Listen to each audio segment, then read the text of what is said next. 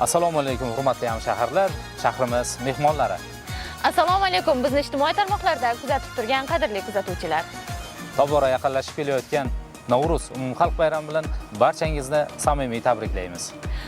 Va bizda Navro'z ayyomi kelishi munosabati bilan shahrimizda katta Navro'z sayli o'tkazilishi uchun tayyorgarlik ishlari boshlab yuborilgan. Biz ayni paytda Samarqand shahridagi Alisher Navoiy nomli istirohat bog'idamiz. Bayram dasturlari davomida butun markaziy istirohat bog'i bo'ylab turli xil sport musobaqalari, milliy liboslar, milliy taomlar bo'yicha ko'rgazmalar va boshqa shoular siz azizlarning yaxshi kayfiyatingiz uchun tashkil etiladi. Bu yerda, ya'ni Mo'jiza amfiteatrida esa bayramga yanada ko'tarinki ruh bag'ishlash uchun xalqimiz, elimiz suygan san'atkorlar ishtirokida bayram gala konsertlari o'tkaziladi.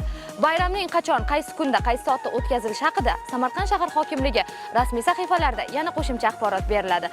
Barchangizni bayram saylida kutib qolamiz.